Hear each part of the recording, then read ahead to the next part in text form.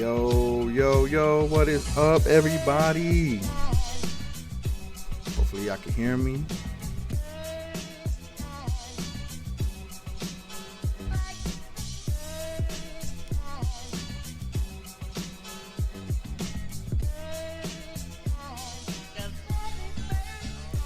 All right. Sounds like I can hear myself there. Pause this music for you guys. You probably getting sick of that shit. Let's see what's up with everybody. What is up, everybody? How's everybody doing today? I apologize if I'm late. I'm always late. It's all good though. It's all good. You guys are cool. What up, Sloopy? What's up, man? Listen, I'm not having high hopes about the Lakers, man. I think they're about to lose once again to OKC. That's gonna be crazy, man. Crazy. So I don't know, man. I listen. I hope not either. You know, because that's gonna be the third time. I don't know, man. I don't understand how they didn't win yesterday. They beat the Celtics. They played like, listen, I watched the Celtics game. That was a really good game. And you know, like I saw energy there. Like there was a flow. They were moving the ball a little bit more. There wasn't a lot of ISO. So I really don't know, my dude, man. It really sucks because I'm a Kings fan and I'm saying I hope they don't lose. I mean, listen, you know, everybody has their teams. Kings, you know, they haven't been they haven't made any noise ever since Mike Bibby, Stojakovic, Divac, Doug Christie. I mean, you know, they got De'Aaron Fox, but like I said, he can't do it by himself. And then talks about like moving him, Buddy Hield, and stuff like that. I don't know, man. But I mean, listen, I'm a Bulls fan. And they weren't doing shit until this season. Well, actually, last season, they made a trade for Vucevic. Like they got some pieces, right? It's a tough life being a Kings fan. Listen, I mean, like, listen, the Bulls, you know, have done their thing a couple times, but there was like, you know, years where they weren't doing anything. I mean, I feel like they've probably done a little bit more than what the Kings have been doing, but you know, the Kings is gonna take time, man. Listen, I tell my boys all the time, I'm not sold on the Bulls. I mean, listen, they're fun to watch. Don't get me wrong. Like, I'm how do I say this? They're a seasoned team. They're not a playoff team. So I'm not sold. And on top of that, I don't want to have a high expectation. And then once they make the playoffs and then they fucking get eliminated first round, I'm going to be pissed as fuck. So that's why I'm like, you know what? Fuck it. Let me just set a low expectation. And then if they surpass that, then I'm cool. You know what I'm saying? So listen, the Kings eventually are going to do something. Listen, I root for the underdog all the time. Like, especially in the playoffs, I always root for the underdog. So, you know, and I love to see teams like that rebuild the right way and get better with the young guys, and then eventually they become superstars, and you know, some people come through. But I would think that the Kings is a hard destination to like recruit, if that makes sense. Think they can make it conference finals. I'm not sold, man. I'm not sold on that, man. I would listen. If they make it, of course, I'm gonna be like cheesing. I'm gonna be cheesing over it, okay? But I'm not sold, man. I love Lonzo's, like, I love his play style. Caruso, I love him because I'm a defensive minded like player. Like, I love playing defense. So picking him up, I was so excited about that. DeRozan, I'm gonna be honest, the motherfucker is balling, right? He's balling, but I'm not sold. Well, I'm not gonna say I'm not sold. I'm saying I wasn't sold when they picked him up. Because him and Levine, I'm thinking DeRozan, if you watched DeRozan play when he was with the Raptors, like, the way Zach Levine is playing, that's how DeRozan was with Toronto. You know? So I'm thinking, like, okay, how are these two guys going to mesh? Like, how are these two guys who are pretty much ball dominant shot creators, how are they going to be able to, you know, like give each other opportunities to have the ball and you know, do what they do best, which is score. Um, but listen, they're working out very well. Like the other night, me and the guys were on and we were talking about like our predictions on like awards, all stars and stuff like that. Yeah, good balanced team with at least one good player at every position. Well, my thing is, I think the Bulls need a big. Like they need a body.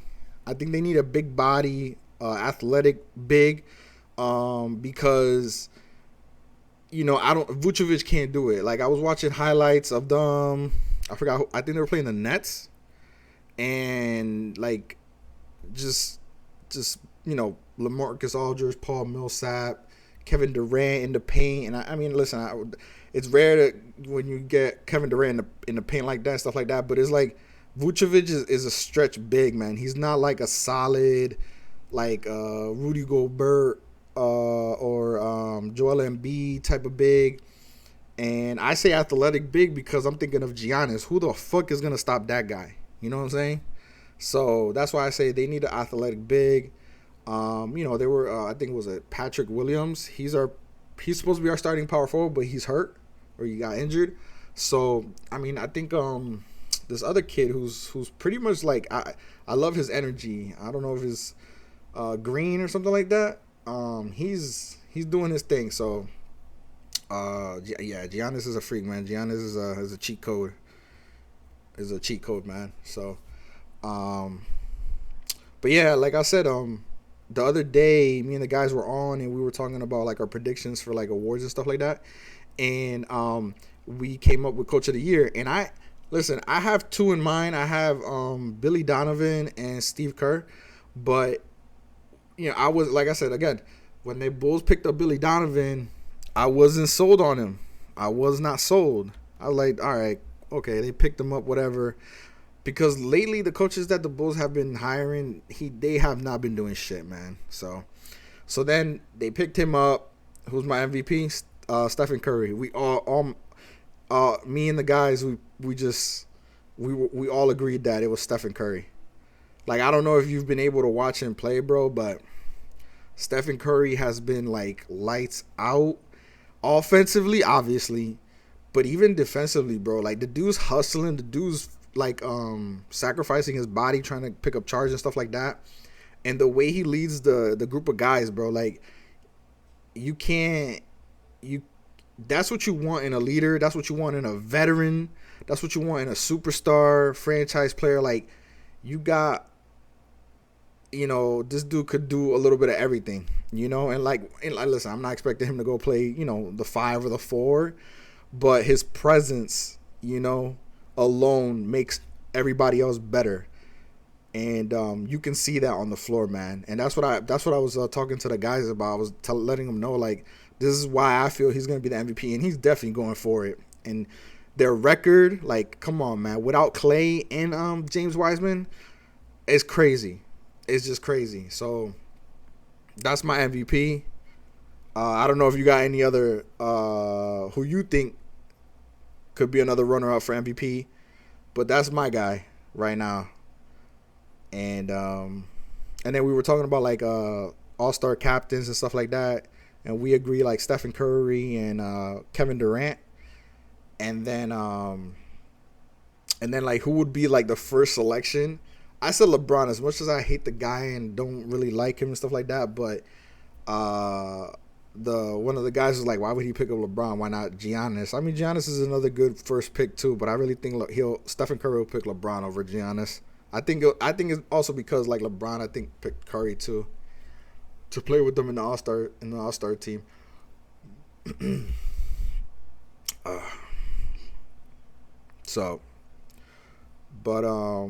But yeah, I mean, so as you guys can see, my title is "What the Fuck Lakers, man," because like, you know, they're just so, the expectation is so high for them, and they just can't get it together.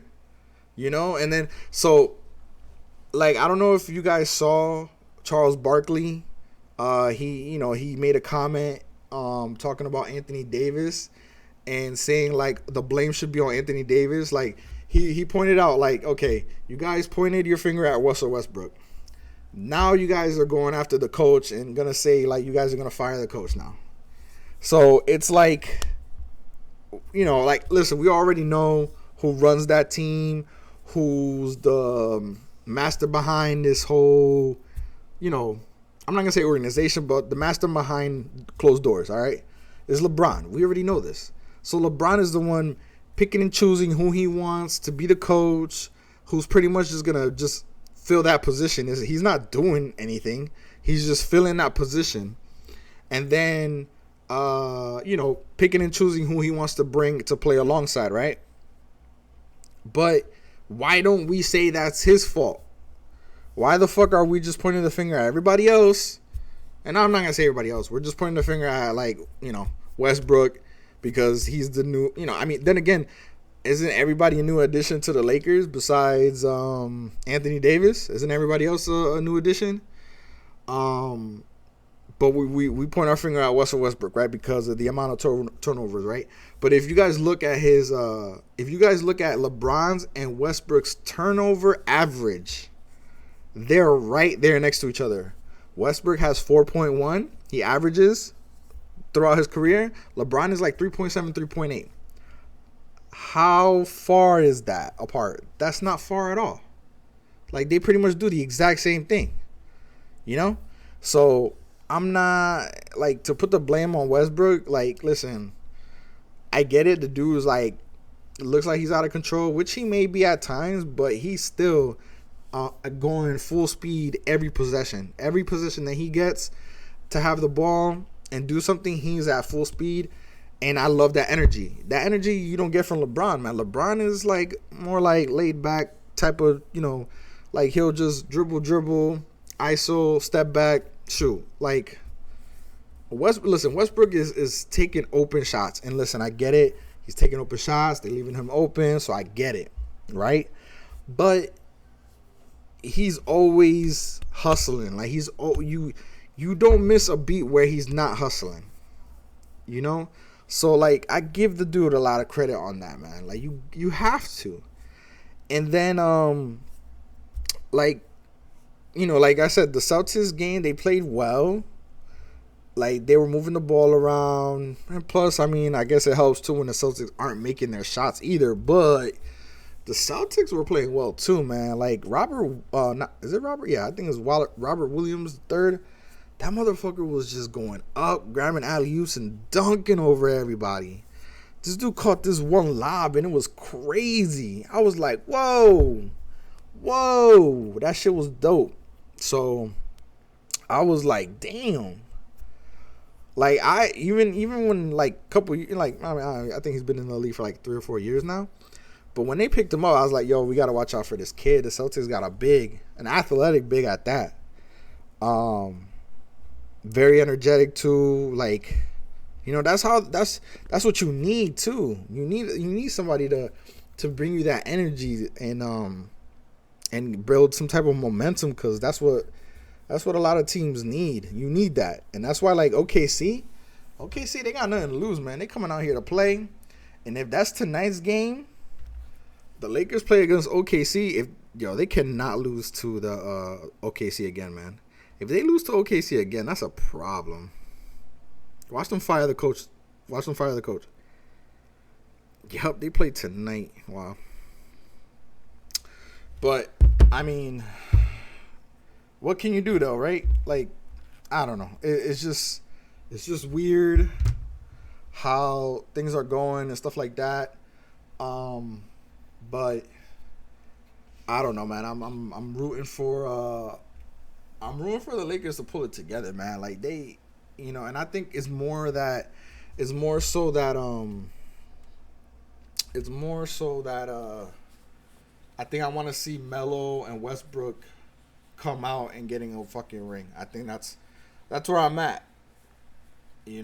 Like if you're a fan, if you watch these guys growing up, and they've had their opportunity to make a deep run in the playoffs and stuff like that, and then they just came up short. This is your opportunity now, right?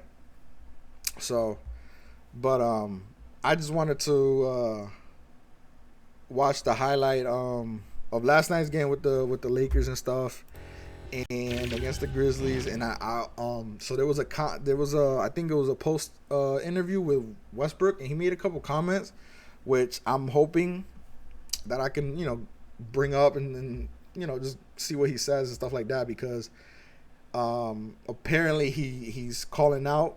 He's not calling out anybody like individually, but he made I guess he sent out a message to the team or stuff like that.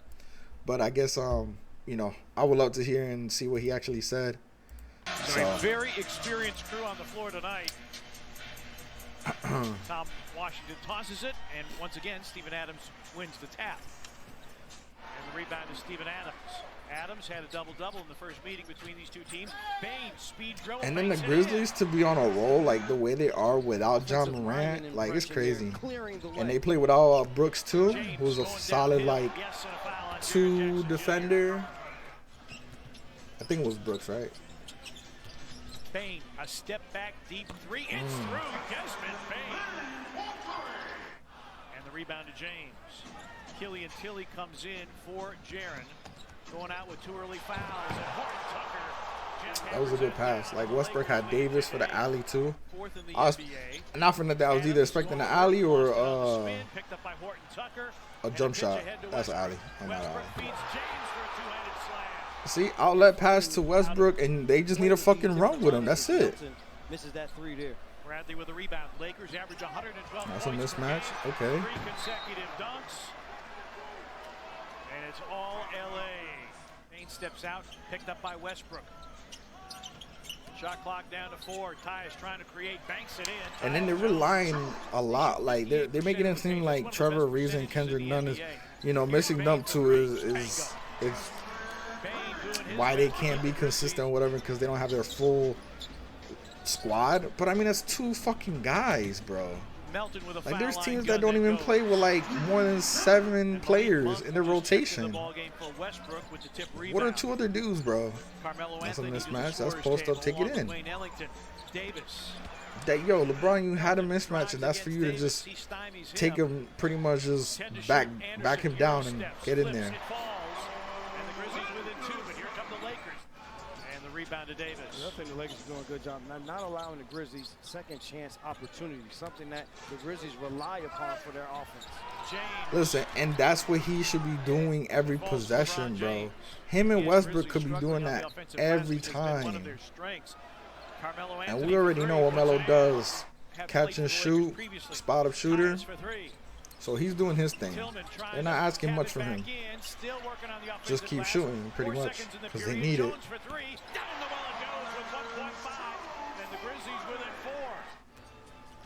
Tyus, and Tillman off his fingertips, reeled in by Conchar.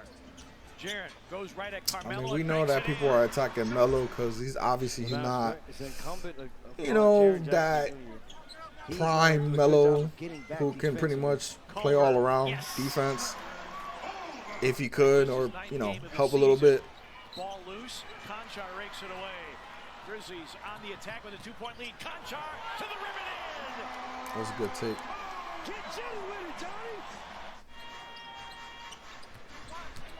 James down the lane, hangs, hits. Here's the thing for Xavier Tillman: don't pressure LeBron James. See, that's the thing though, team, like, see, that's not gonna work every time. Like, I feel like they're over here thinking that they're gonna easy points. LeBron, you cannot be like, oh, what the fuck, like, bro, that's on you. Bad pass, look, a turnover from LeBron. Talked about the Lakers' Achilles heel was their propensity to turn it over. Look at Davis, just let him go by you, bro. Like, you can't rely always on the help, especially the position that you play, bro. Like, you cannot expect to just stand there. Like, you're fucking what is it, almost like 7 feet tall, bro. Fucking, I don't know, your wingspan's gotta be over 7 feet. And if you're a defender, you know you can, like, keep running, bro. And you can block him from behind. But no, you just stood there. You just let him get by you. Jaren's three is LeBron, you cannot be mad at that. Like, the dude, like you ran after and he was already shooting. And then you put your hand, like, barely there. And then you're like, dude, shut up, bro. Shut up. Final minute, first half. Oh, good move. Anderson, Euro step. Grizzlies 11-3 with a halftime lead. And I haven't seen the Lakers be like take the lead. Like, they haven't been up. Good ball movement.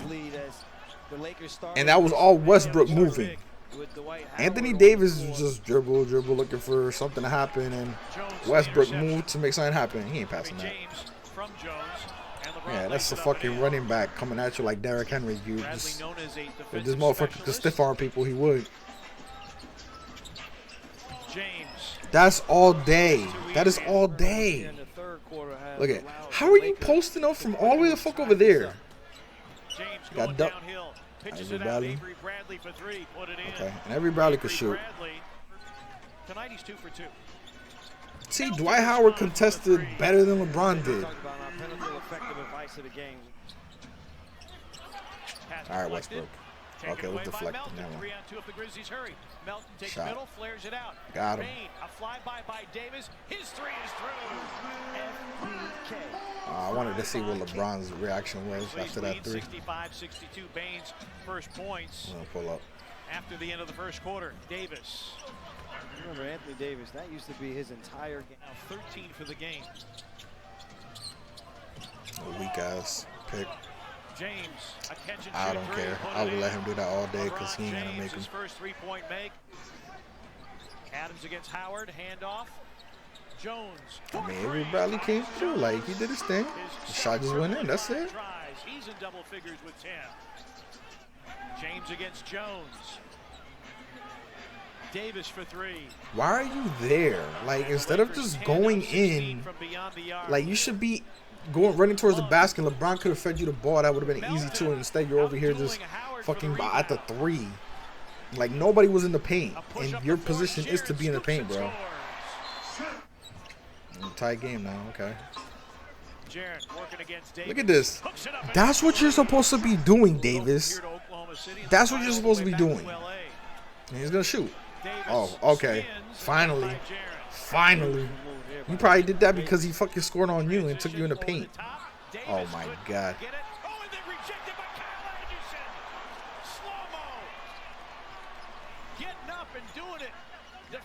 Look at that. The dude was at the three. He could have. That's what Davis supposed to be fucking doing.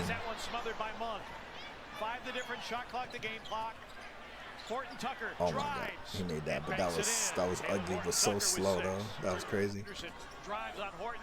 Another one. Look at that, the hustle. Don't shut the fuck up, Davis. You're like, bro, shut up, man.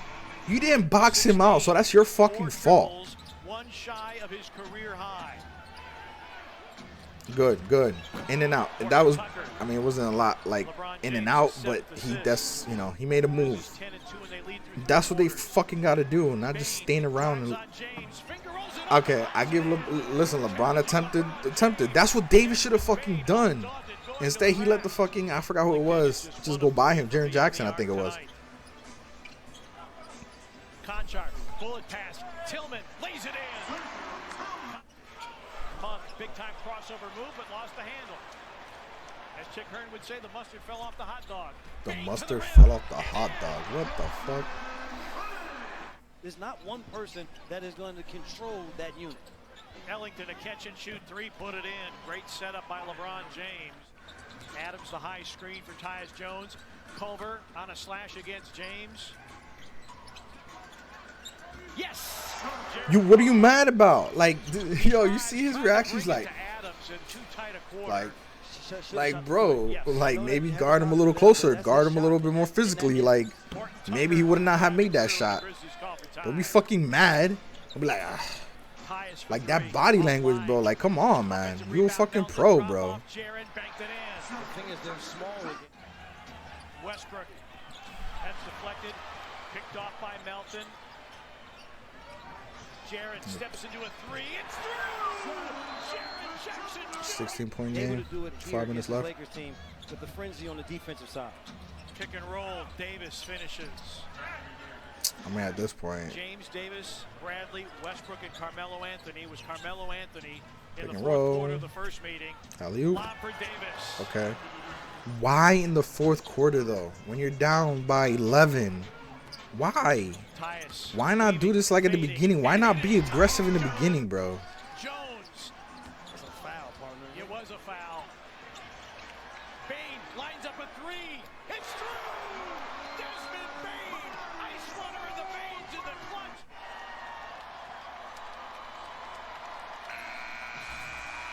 Grizzlies win it 108 to 95. Yeah, you're supposed to have your head down, buddy. Forget you, bro.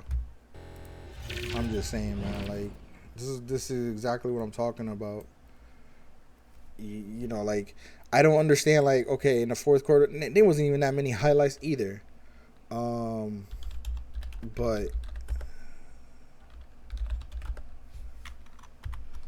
this is what I'm talking about, man. It's like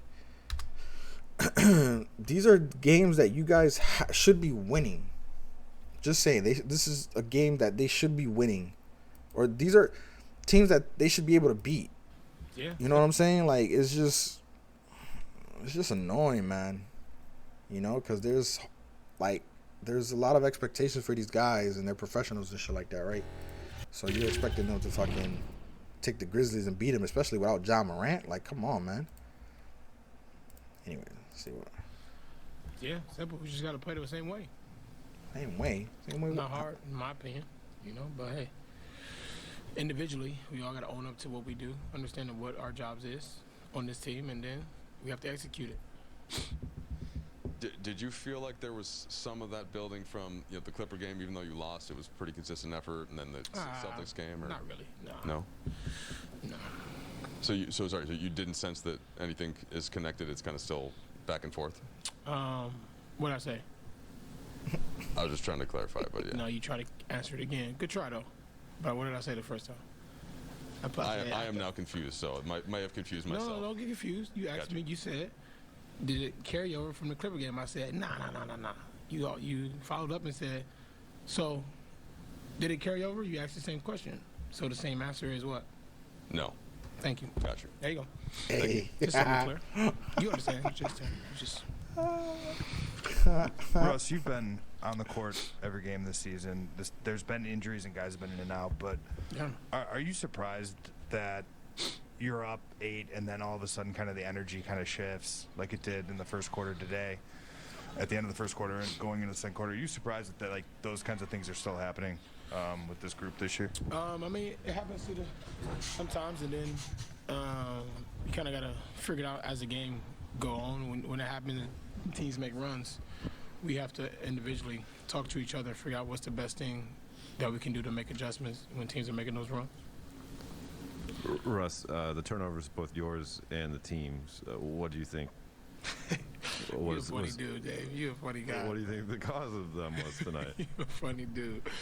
Man, just trying to make the right reads, man. You know, some that we could take away, some that just happened. You know, some stepped out of bounds, some loose ball turnovers, some that if you actually watch the game, you can see like, well, that's not, it happens to the best of us. Live ball one's the one that we worry about, where they can be able to, give points over our turnovers, which is something that we can work on. Russ, at this point in the season, do you feel like the team in general should have more resilience on nights like this when you guys are kind of battling the second half?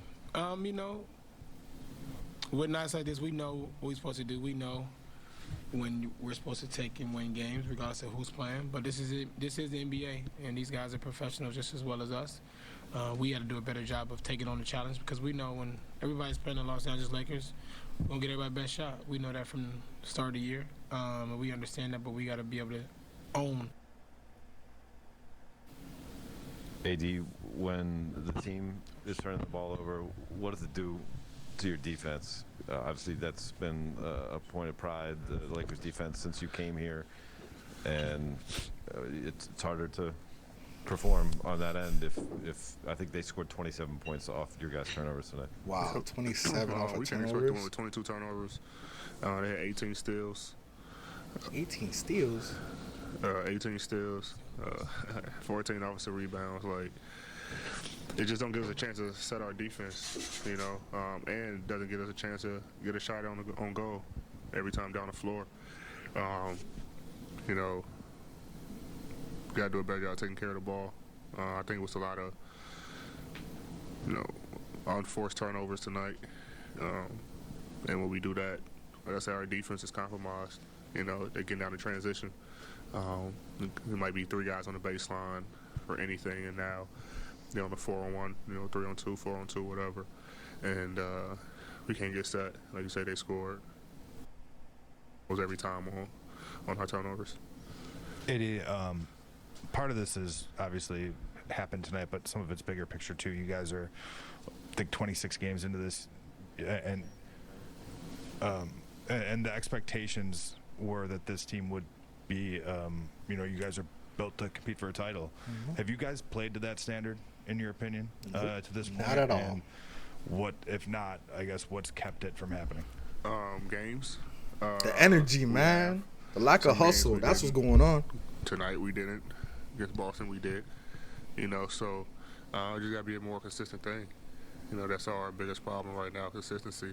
Yeah, you You know, think? we come out certain games and don't play how we're supposed to play. And, you know, games like Boston, we come out and play great. So we got to be a more consistent team. if we Nah, wanna they just weren't making no truly shots. compete That was for a it. championship. And it's a mindset thing. You know, we understand that we don't get everyone's best shot. Well, we don't understand, but, you know, we have to understand that we're going to get everyone's best shot. We can't control we can't control misses or makes. But what we can control is our effort defensively. I mean, you know, You're we try one of to them, dude. You're supposed to hold be our the hats on, fucking you know, being the number top one five, option. Where's you know, your top 3 fucking defensive energy, team, bro? And we haven't been. And so we gotta change that quickly. Yeah. Oh, It's yeah. just- Now, quickly. Tonight was game 26, Like, and okay. we just can't. Even though I think we're in 6 right now, game and a half, 2 games, whatever, out of 4th. Like Yeah, we we're can't in 6th place. keep, We're good. We're straight. What? You know, taking. You would think that these You know, group of step guys forward want to and be 2 fucking steps number backwards. 1, like top You know, in the so West, we right? gotta fix it quickly. AD, sort of that 2 steps forward, 2 steps back. It's kind of hard to miss in these losses. It's just annoying, man. It's like, you know, you know, this team without I'm not a Ja fucking and pro, Dylan but if I Brooks, was able to have the Clippers talent without and opportunity to Kawhi, play Sacramento in without the 2 of league, their trust and starters, believe, my energy would be do at you feel high, like, man. With the amount of you know, talent that some I have maybe around me, what with the Frank group of called guys who've been in the casualness league for is related to so long seeing some of these shorthanded and who teams. want this opportunity, trust me, man. I would mean, be they- like, they're yo, in the let's go, league man. for a Fuck reason, this like, all shit. these Let's guys do can it, play, you know? Make shots. And I So think this is why when I'm like their so disappointed. Star players are now. If you're a are true out, we basketball gotta rock fan, it you even would more because these understand, guys like have no watching conscience. these You know, group of they wanna come guys in and beat just the like Lakers, beat LeBron, beat watching AD, and beat seeing them Ward, like, they lose want it, against you know, teams they that want- like they if want you big saw things, you know, say, before, like if you saw who they're I gonna gave the play Lakers the next 30, day or whatever, 25, you'd be like, whatever. oh, You Lakers know, gonna win so, this. Lakers gonna win this. And you you know, keep these fucking guys losing to teams already feel like that they're they the should not be underdogs when they come losing in, especially to. without their star players, and we got to play like we're the underdogs. We gotta play like we're the underdogs. which Yeah. Now, at this point in the season, We are. the way we're playing a lot of games, we probably are. Oh yeah, You yeah. know, we got to yeah. be able to. Yep. Have That's what I'm saying. mindset They to don't be look able to like come the in and underdogs be on scrappy paper. and be the more physical team. But with and- their fucking and play record, like, the you way they know, play and we're shit. underdogs. Yeah, because that's yeah. Anthony, just wondering how That's what how you built. think You about built the an balance underdog with you and team, bro. LeBron and Russ, and you know, Fucking if bitch. some guys like LeBron tonight starts really strong, you know, does that affect or change the way that you are, what your role might be on a given night, and how that's going so far this season? It's a battle just because, like you said, if he got it going, or Russ got it going, or whoever has it going early, you know, we want to keep feeding him the ball, but also try to get yourself in the rhythm and get going as well. So, I mean, I think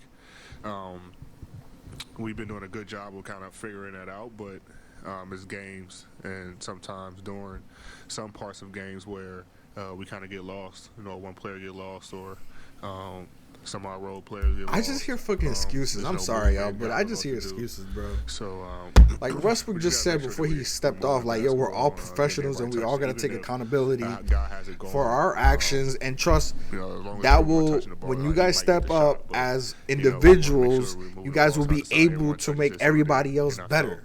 felt like they are out of the rhythm, out of the rotation, out of the swing of things. So we just gotta get better at that. But personally, honestly, I think we'll be fine, man. I think we'll be fine. You know, we just gotta. There's no switch that we can hit. We're not. It shows in games and Yeah, no over the shit. It course of shows the in season, games. We see it. We can't hit a switch, so we got to go out here and grind, and be the more physical team, and start getting wins by any means.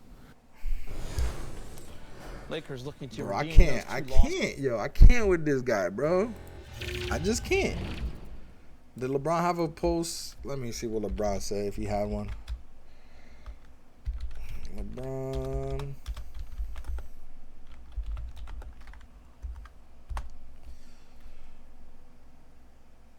Is this damn?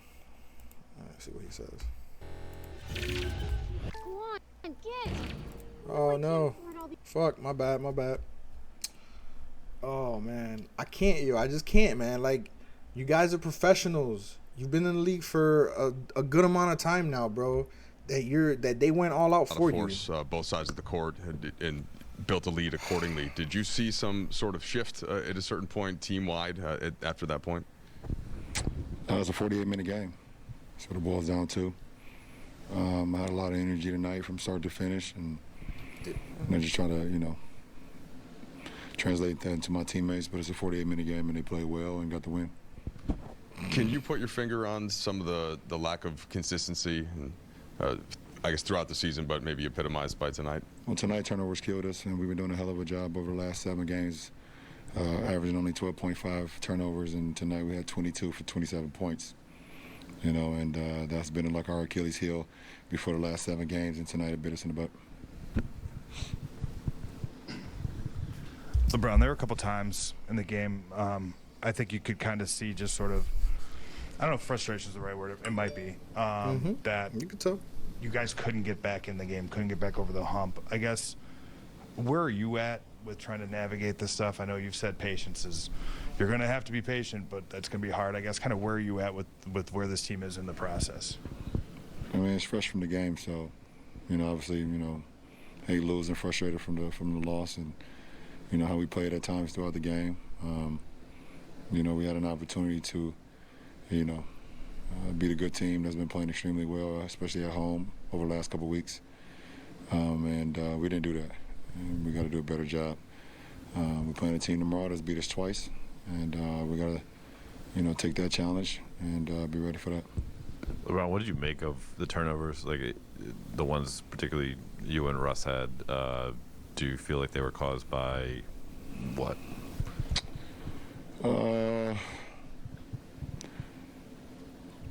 2 of my turnovers was passes that I make all throughout the year. It was over-the-top passes, one to AD, threw a short. One was to Melo, threw a short.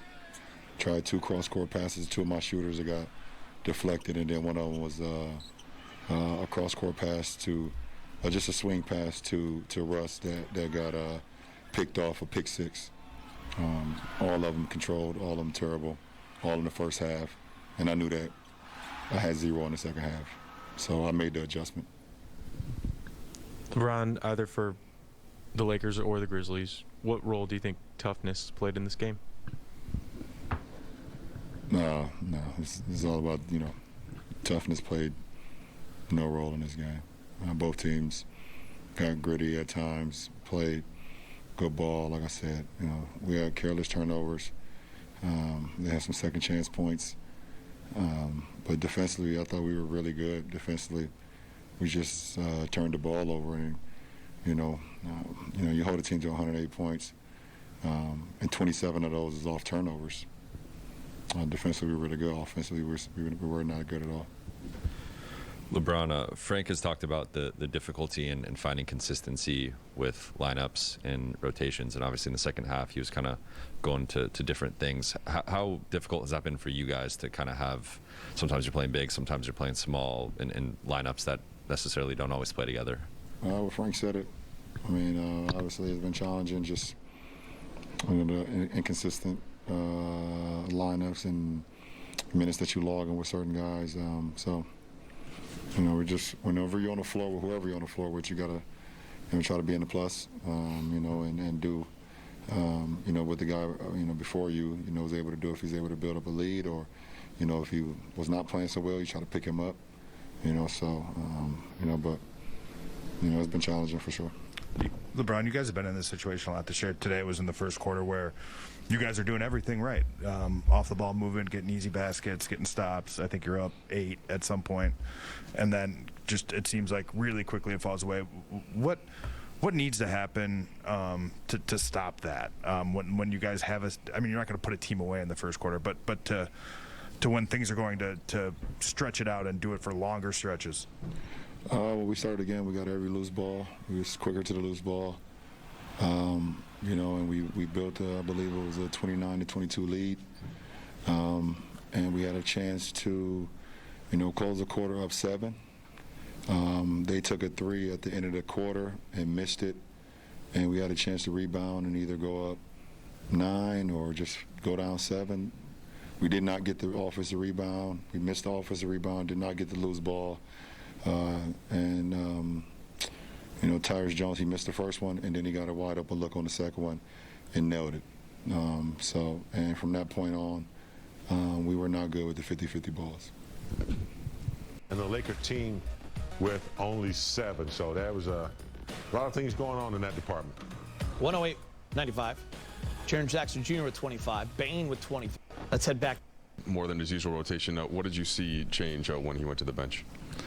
Yeah, I got to look at the tape to see specific stretches, but, we did start the game with a lot of juice, a lot of energy, carry over from, the energy we had in the Boston game. It was one of those situations where when Brown was ready to come out, there was a 2-3 minute stretch without a stoppage. Like, and we I were on can a get run. it sometimes, So, you're not feeling it, but extended on his first run. Like, you're a basketball held him out player, to start man. the second quarter as a result. And You should we be didn't pumped, start that like, quarter, I'm about to go very ball, well. Like have I said, some I gotta fun, look at the whatever. tape. But Listen, the your second shot may quarter not be is going where, in, but you can do the other energy of shit, the game bro. shifted. Our turnovers went way up. We didn't rebound the basketball. We were slow at every loose ball. And there was just too much of a casualness to our approach. After we got that early lead, it wasn't even a huge lead, but we got casual. We started turning the basketball over. We stopped defensive rebounding or gang rebounding. If you need 5 guys to come back and rebound with Steven Adams, and we didn't do either of those things well enough in that second quarter. Frank, it looked like you tried to adjust lineup with Dwight in the second half, or trying to change that casualness you just mentioned. Is that difficult to do within the course of a game? No, that wasn't really about that as much as again, we're trying to find a consistent lineup, and starting AD at the 5 and Brown at the 4 basically, works against a lot of teams. This team we knew would be challenging with Jackson and Adams. Started the game pretty well, but the second quarter, we couldn't get a rebound.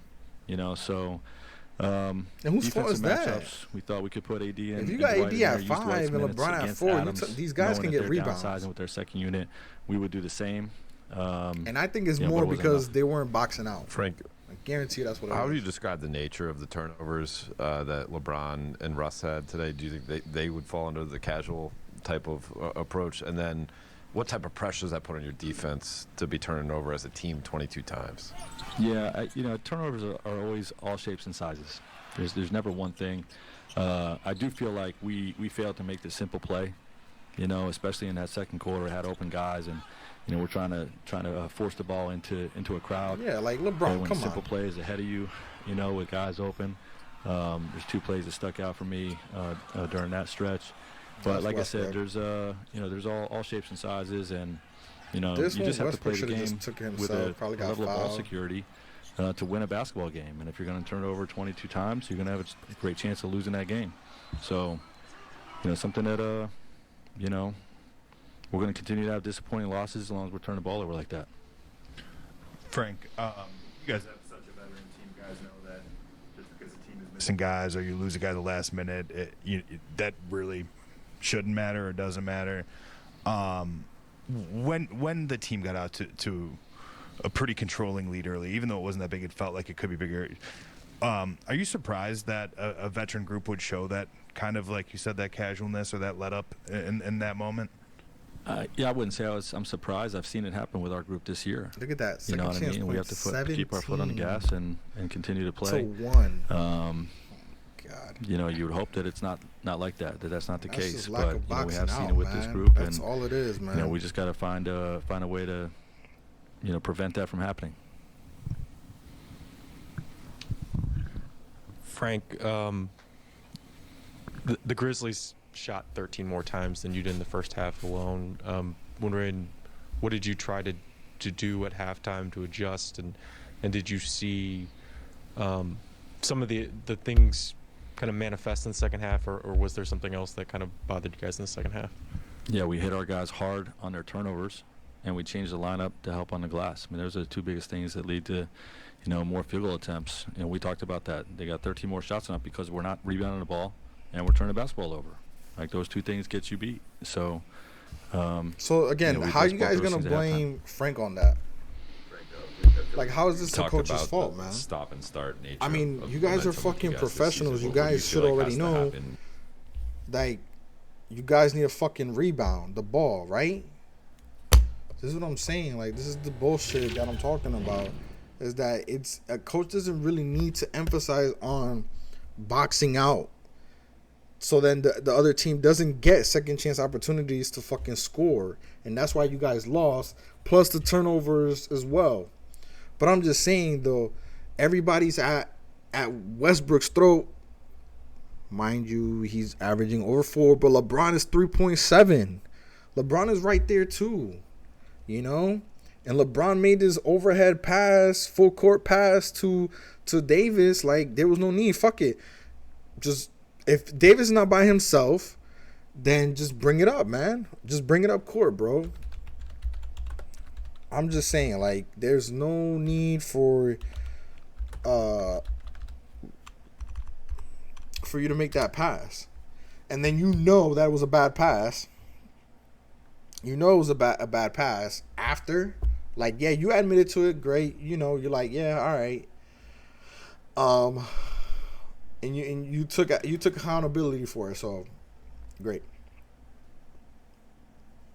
But and then you're expecting the other team to not even contest the interception, pretty much, And this is what I'm talking about, like, but I want to watch this real quick, just to because I definitely want to, share my thoughts on this comment. Half hour until tip off. Okay, no, what do you got something you gotta unload? Yes. What is it? Camera 4. That's my camera? Yes, it is. Hey, listen, y'all know I think that most reporters are cowards. They want to be friends with these players. And y'all just proved my point again. But the first it's not for nothing, which is true. You know what I'm saying? Nobody wants to point the finger or call out anybody, especially organizations don't want to call out their,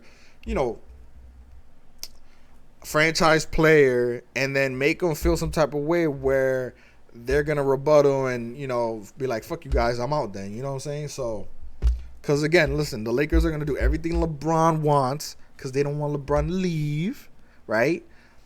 Same thing with Anthony Davis. They're going to do whatever they can to keep these two happy, to keep them on the team, because this is, good for marketing, good for the team. Even though the Lakers don't need it, because the Lakers, I think, will always be a destination where they can get, free agents and recruit. It's easy for them to do that, right? But look at them, even before that, even before LeBron came over, look at the group of guys that they had.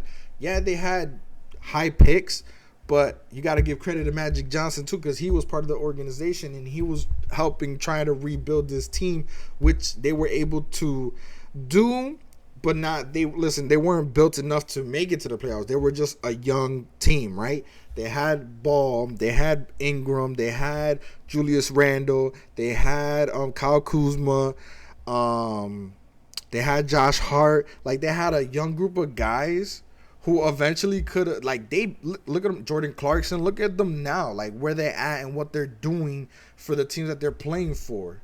So I'm just saying the Lakers were rebuilding. They weren't that team that we're expecting this Laker team to be at because of the amount of guys that they have with the talent that they bring. Yes, they're not all in their prime, but the fact that they were at one point in their career where they were the franchise player of their team at that time, putting them together with more like IQ, with more experience and stuff like that, and then putting them together, trying to gel. Clearly, it's not working, right? But it can. But seeing this all on paper is like, okay, this is a championship built team. Pretty much like any team LeBron goes to is like, it's a championship team, right? That's pretty much how everybody looks at it, right? But I'm just saying, with these group of guys that they have all together, that's why the expectation is so high, right? Look at the Nets. The expectation is high when Kevin Durant, Harden, and Kyrie, right? A big three. The expectation is to make it all the way. Then you add the pieces around them, which are, like, again, once players who were like the number one option back in before they got hurt. You got Blake Griffin, LaMarcus Aldridge. I mean, Paul Millsap probably wasn't number one option, but he was a solid player when he was with the Hawks. I think even with the Nuggets too, he was a solid power forward. And then, you know, you add Patty Mills. Like, Patty Mills is a solid backup point guard who killed it for the Spurs. And then for them to pick him up, that's crazy. Behind Kyrie or Harden to come off the bench, that's ridiculous. Then you got Joe Harris, a spot up three. Like, that all together, you know, you got a solid contention, or not even. It's probably just like an expectation to just make it to the finals guarantee, right? Or to win it all at that. Same expectation is for the Lakers as well, right? But the difference between the Nets and the Lakers is that Kevin Durant isn't like LeBron. You know, Kevin Durant, one, the motherfucker could shoot. Like, that's just an offensive juggernaut right there, right? But we all know the number one option is KD, right? And then everybody else can do their thing. Even James Harden, like, there was an interview with James Harden or whatever, and he was like, he doesn't know what he can do. Like, bro, just play your game. Like, these guys are making it seem like it's really difficult, and it's really not. You play your game the way you're accustomed to, everything else is going to mesh. The Lakers, on the other hand, it's fucking LeBron. He's the puppet master. He's the one behind the closed doors, making the calls and stuff like that. And your lack of energy was feeding on to everybody else. Look at Anthony Davis. Anthony Davis's energy is pretty much similar to LeBron now. Then you get mad because the fucking guy got by you and they scored on you. Like, bro, no, contest it. Like, there was a highlight where LeBron, somebody got by him and they went for the, I think it was a layup, and LeBron actually chased him down, tried to get the block, didn't get it, but that's okay. That effort is what's lacking from the Lakers. The Nets, on the other hand, I mean, we see highlights with Harden, like when they inbound the ball and it's rolling and then someone just dives in front of Harden and steals the ball. Lack of effort. Like, come on, you guys are professionals, veterans, you guys been in the league, you guys are superstars. Those little things are the things that people like me catch, and that fucks up momentum. That is lack of effort, lack of hustling, and you guys are fucking superstars. You get what I'm saying? Again, if I was in that position with the amount of talent that these motherfuckers have, trust and believe, every possession I will go hard, man. And then this is what we try to coach our young players, young athletes, high school players, or even, middle school players, kids. Hustling is important, and this is the reason why. And then when they watch this on TV and this fucking guys just skipping around, ball rolling on the ground and shit, then those kids are going to do the exact same thing and be like, well, they do it. But then they get mad at the coaches because the coaches is calling them out and saying, like, yo, you need to hustle. There's a reason for it. You know what I'm saying? And it shows. And especially if you're the leader of the team and you're running the show, you have to lead by example. And if you're not leading by example, this is what's gonna happen. It's gonna show. Everybody else is gonna follow your lead. Oh, well, this motherfucker clearly doesn't care about winning. So why the fuck why should I care? You know what I'm saying? And if there's somebody on the team who doesn't want to be a part of that group and is gonna be like, hey, listen, you know what? I want to be part of a winning team or whatever. Like, you call them out, right? You're gonna call them out, but then you're afraid to call them out because one, you probably don't. I mean, listen, if you're calling somebody out and you're saying that shit, you want to get the fuck out, right? But if you're, if you don't want to get fired or not get fired, but you're pretty much risking the bag, right? So of course you're gonna bite your tongue, right? But I'm just saying, like, you guys can't be afraid to speak up. So, like, if kids are on a team, right? And let's just say you're not the best player, that's fine, right? But if you're on a team and the person who's supposed to be the best player on the team, and he gets more minutes than you, right? He gets more minutes than you only because he's better, but the energy isn't there. Like, he's just, just there. And you know that, and then they're making careless mistakes, not simple shit, not boxing out, not getting rebounds, letting the other team get second chance points, not really playing defense. And you think you could do it way better with energy, making everybody better, giving yourself an opportunity to win the game. Get your ass in there. Speak up. Talk to the coaches. Hey, yo, coach, listen, if they think that you're trash, then you know what? Fuck them. They're lost, right? But then again, why waste your time? Why waste your time and energy for a coach who doesn't respect that? If the coach don't respect that and they only care about their star players, then fuck them, man. Like, you listen, if you're a hard worker and you work hard, you hustle, yeah, you may not have the best handles, but you can hustle for rebounds to give yourself and your team an opportunity to score, then do it. You know what I'm saying? Like, it'll show once you're on the court. And this is why, like, you'll see it in the NBA, where you see these teams who we don't know anything about, we don't expect it, and we see them coming up with W because of them hustling, them wanting it more than the Lakers. Like, look at OKC. I'm not going to be surprised if OKC wins again tonight, bro. If OKC beats the Lakers, something's got to happen with the Lakers, bro. There's no way in hell you got... First of all, I'm even surprised they lost twice, okay? And they had leads. I think both games they had leads, and they fucked it up. They still fucking lost. So, again, if they lose again tonight to OKC, oh, my God. I'm gonna say it right now, yo. Lakers ain't winning shit. I mean, listen, not that I'm saying that they're gonna win it all. I'll be surprised even if they make the fucking playoffs. To be honest, man, I feel like they're gonna be in the play-in tournament, and they're not gonna. That's when they're gonna step it up. Let's be real. That's when they're gonna step it up, because I've seen LeBron do this all the fucking time. When it comes to the playoffs, motherfucker comes through, right? That's when he comes to play. During the season, like I said, it's inconsistent. And that's exactly what I'm talking about. The Lakers are inconsistent because of LeBron. And don't get me wrong, the motherfucker, whatever, injury, ab strain, whatever I don't know what the fuck. But then again, you fucking tickle this guy. He's fucking, and then, like, bro, no. Listen, you want to fucking win? Go out there, bust your ass. People back in the day played 82 fucking games, okay? They played every game in the season, made it to the playoffs, played the playoff games, and then ended up getting to the finals and getting what they deserve because of them working from game 1 of the season till June. I'm just saying. Okay? So, I'm just saying, like, the inconsistency with the Lakers is coming because of who's running it, and that's LeBron. All right? So, again, y'all may disagree or whatever, or give me some bullshit about it, but I'm just being honest, and this is my opinion, okay? So, if you guys think otherwise, just whatever. But I'm just saying, this Lakers team ain't going nowhere. Even if they make the play-in tournament, man, I'm not going to lie. I wouldn't even be surprised if they don't even win.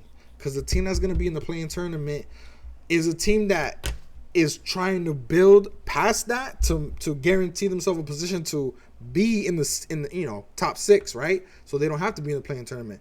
But those teams that are from 7th and was it 10th, 7th, no, 7, 8 play again, 9 and 10, right?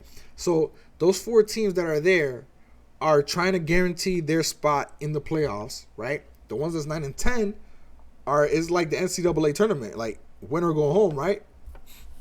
So those teams are gonna ball. That's why they did this. That's why they did this, to make this more interesting. So because they also see the lack of energy from those teams, like towards the end of the season, not all the superstars are playing, right? They're resting up because they're already in the playoffs. But when they see that they're in a position where they may not be in the playoffs, that's when it gets interesting, right? So that's what we're gonna see with the fucking Lakers. They're gonna pop off at the end of the season. If they're in a play-in tournament situation, trust and believe they're gonna go all out, right? You're gonna see LeBron in playoff mode pretty much. But it's just unfortunate that you have a team that is gonna show up during those situations where it's playoff run situation, right? And then this is supposed to be a guaranteed playoff team, right? And I'm over here talking shit about the Bulls, saying that they're not a playoff team, that this is a season team, right? But their record is like they're top? They're like second in the East or third in the East. And again, a team that looks to have a guaranteed spot in the playoffs, I'm not sold that they're even going to be in the playoffs. And if they do, they're out the first round.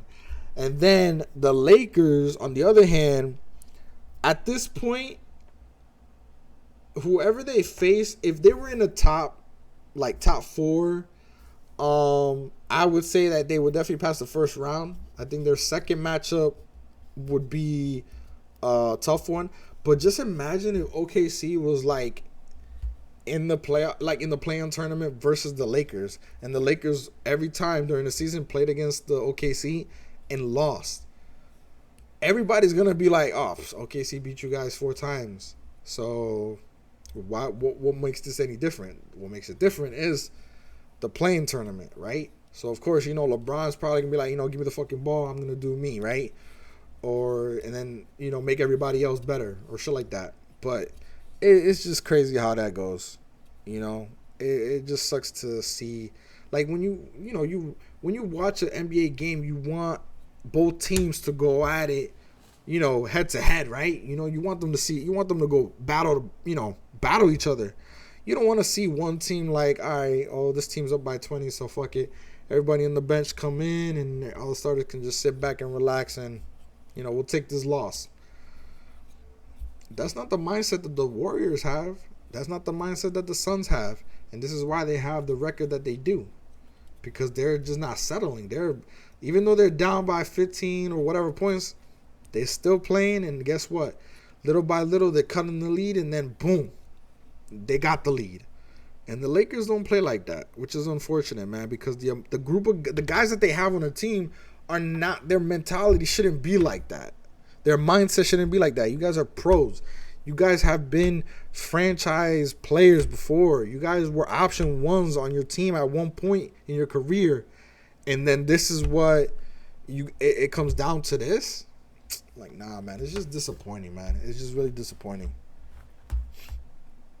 But I want to hear what Barkley had to say, because he's going to call Anthony Davis out. Month of the season, y'all blame everything on Russell Westbrook for the Lakers putting all them old-ass geezers together, and y'all blame Westbrook. Now I hear y'all going to fire Frank Vogel. Listen, Russ is learning. Frank Vogel is a terrific coach. Put all them old-ass geezers together and just trying to blame other people. It ain't right and it ain't cool. Listen, Anthony Davis, you got to play better. I said on this first night, if the Lakers were going to be any good, it was all going to be on you. Has nothing to do with Russell, had nothing to do with LeBron, and the rest of them old-ass geezers they put together out there. But now y'all done crossed the line, because I really like Frank Vogel. And listen, it ain't his fault, but listen, in my opinion, I blame Anthony Davis. Anthony Davis, I like you as a person, but you ain't doing what you're supposed to do. You're 27 years old. You're supposed to be in your prime. You're supposed to be one of the 5 best players in the world, up there with Giannis, Kevin Durant, and those guys. And you ain't holding up your end of the bargain. So now I hear y'all gonna fire the coach. That's total BS, man. Now I feel better. But wouldn't it been? And that's why we're here, to make you feel better. Wouldn't it been? You would have like.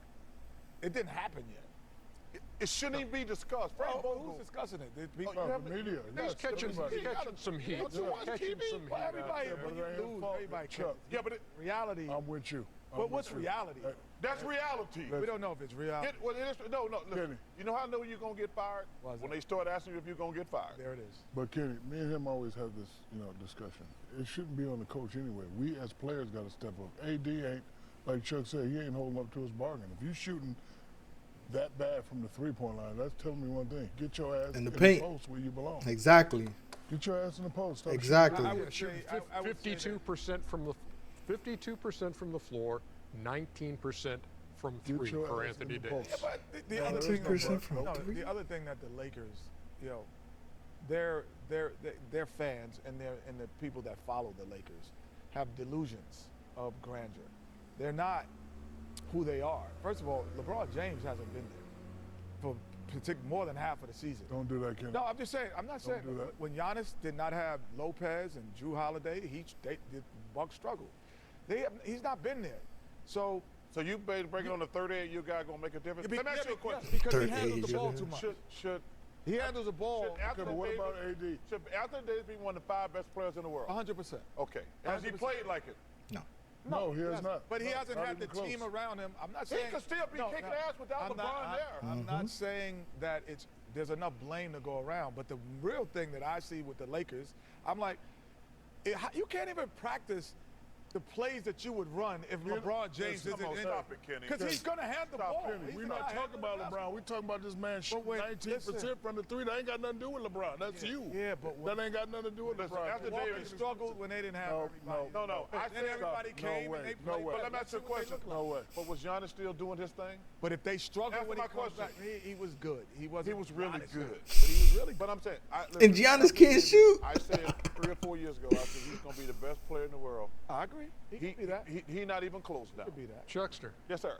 You working up a sweat, man. Look at your Ernie, upper lip, the one thing I'm never going to do, I'm never going to be a coward.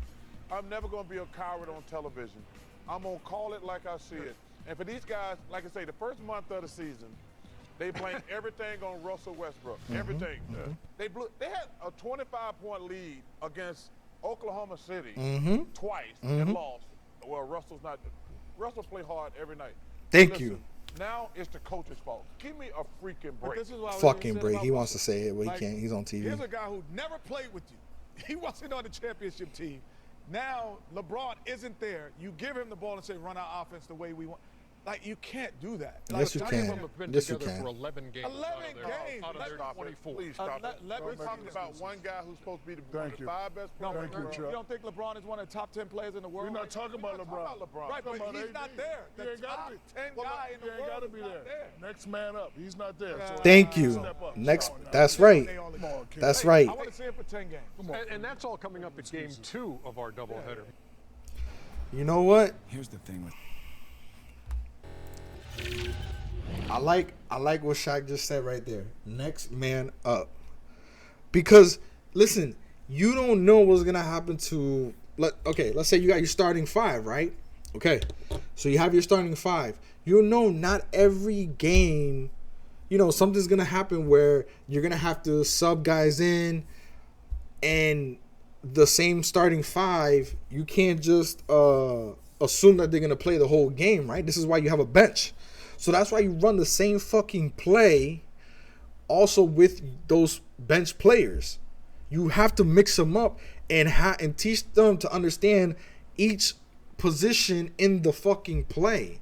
So for Kenny to be like, LeBron hasn't been there or whatever, one, these are professionals, right? Everybody in the lineup are professionals. They should be able to play a position in the play. We're not saying Dwight Howard is running fucking point. We're not saying DeAndre Jordan is bringing up the ball. You have, like Shaq said, next man up in that position. So if LeBron is running the play, you also have Russell Westbrook who can call the play, run the play, play that guard position role, right? You also got Rajon Rondo, okay? Kendrick Nunn. You have ball handlers who can actually call a play. Now, if the play is made for LeBron to make a jump shot, again, you can run the same play with Westbrook listen, Westbrook, like, he'll get a jump shot, most likely. They'll leave him open. Either it can go in or not, right? But I'm just saying, like, you guys have set plays, but everybody in the rotation should understand the play, because you're not going to just call a timeout to run a fucking play. You know what I'm saying? Yeah, the majority of the time you guys call timeout because other teams got some type of momentum or whatever. Westbrook only calls ISO. No, he doesn't. LeBron does. Westbrook can ISO all day. There's no need to call that play. You know what I'm saying? Like, that's just a guarantee. But all I'm saying is that, you know, I don't know if you were able to catch what I was just watching right now, Keem. That Charles Barkley called out Anthony Davis, saying, like, dude, you're supposed to be like the top 5 player in the league, and you're not playing it. And then they brought up his stat that he's shooting from 19% from the 3. Shaq said, like, bro, get your ass in the paint, which he should be, instead of just pulling up these fucking shots. But Kenny is saying that, oh, you know, they can't like, he's saying the reason why Anthony Davis isn't playing at his best is because LeBron isn't on the court. And Shaq and Charles are both saying, like, bro, stop it. Like, Davis, if he's that great of a guy, you don't need LeBron to, you know, to help you be great. Like, if you're supposed to be one of the top players in the league, you should be able to do your thing one-on-one and, you know, do your part.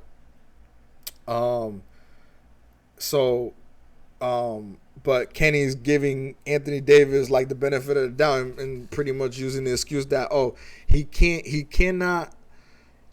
because LeBron hasn't been there for half the amount of games. Again, I think that's a dumbass excuse. And then Kenny brought up saying, like, you know, like, when they're drawing up plays, it's mainly with LeBron and AD, right? But with LeBron not there, AD can't fulfill the play. But then again, Shaq brought up saying it's the next man up. You know what I'm saying? So, again, they have ball handlers. So a ball handler could come in, run the play. It doesn't always have to be Westbrook because he's not always on the court, right? Again, that's what I'm saying. Like, even in you know, for the younger athletes who play in high school or AAU or whatever, like, this is why you as a coach, you need to have everybody involved in the rotation. Yes, you're going to have players who don't dribble the ball well. Okay, that's fine. So put them in a position where, hey, listen, this is when we call this play, this is where you're going to be at, because, you know, you can anybody can set a screen, right? You know what I'm saying? So anybody on the bench can set a screen. So be like, okay, listen, in this play, you're going to be the one that sets the screen, right? Then you can have somebody who, you know, who can dribble well. So that's the person that's running around screens or whatever and able to pass the ball and stuff like that. Like, you as a coach, you figure out where these pieces go. But what sucks is that Frank Vogel his title is coach, but he's not the coach. Let's be real. You know what I'm saying? So the problem is it's LeBron. LeBron is the problem, right? And you can see, like, LeBron's energy is going towards fucking Anthony Davis because they're both doing the same shit. Their energy is whack. It's not, like, at a high expectation. And listen, they're gonna come and play when it's time to come and play, which is gonna be in the play-in tournament. Watch. And you know what? I hope they do make it to the play-in tournament and fucking lose. I hope that happens.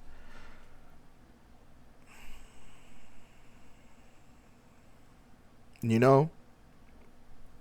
So I just like what Charles Barkley said. I saw that, like, you know, I think it was Thursday. He said that, and I totally agree. I didn't watch the whole thing with the Shaq and Kenny thing, but I agree. Like, Anthony Davis, like, when LeBron leaves, it's supposed to be Anthony Davis, right? Like, this is the guy. This is the superstar of the Lakers now moving forward, right? Once LeBron is, you know, retired or whatever. But he's not exceeding that expectation. He's not meeting it. He's not top 5. Like, he's not playing it. And like I said, I've called it all the time. Every time I'm watching highlights, this motherfucker is just catching the ball like with like probably like a foot inside the 3-point line, back against the fucking back against the rim, and then just turns and shoots or steps back and shoots. Like, bro, what are you doing? Like, I understand this league is like this now, like where the bigs are known to shoot and shit. But, bro, get your ass in the paint. Shaq just said it. Like, motherfucker, if you're not making your shot from outside, get your fucking ass in the fucking paint and play your position, bro. You're a 4 or 5. You know what I'm saying? You're not a spot-up shooter, bro. There's times where you can catch and shoot, but if it's just like Westbrook, bro, if you keep losing the ball because you keep passing, don't fucking pass the ball then, right? Same thing you say to fucking Anthony Davis, bro. If you're not making the fucking shot, then, bro, get your ass in the paint. This is what I tell even players like, you know, young kids. Like, bro, listen, not everybody has a jump shot. But guess what? Not everybody could dribble. You know what I'm saying? But once you figure out what a player can do, you can be like, you got to play to your advantage. If it's height, if it's strength, if it's speed, you got to use that to your advantage. And then eventually you can figure out what else you can add on to it. You know what I'm saying? If you're wide the fuck open and you can't shoot, I'll be like, you're wide open. Take the shot. It's either going to go in or not. No big deal, okay? That's what you tell your young kids. Like, hey, listen, don't be afraid to shoot the ball. If you're wide open, shoot the ball. You know what I'm saying? I'm okay with that. You may not be the best option, but it was probably like, all right, this person's going to miss. But that's not what we're trying to teach them. You know what I'm saying? We're trying to help them progress, build confidence, and let them know that it's okay. Not like if you're a coach, no, take the shot. Why the fuck not? Ain't nobody around that person. Take the shot. You know what I'm saying?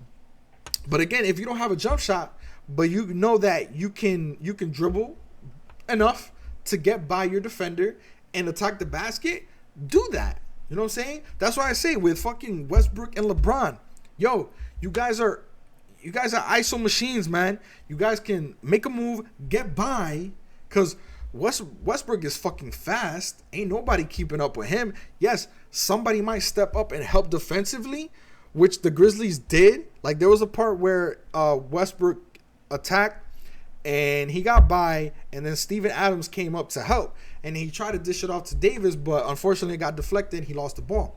Again, he started off being aggressive, and it's unfortunate he lost the ball, whatever. But you as a defender, you always got to keep your hands out because you want to prevent the pass from going, by you, pretty much, So especially when you're trying to help defensively, you got to keep your hands out because you're leaving your man to come help your teammate step up and protect the paint because your teammate got blew by the ball handler, right?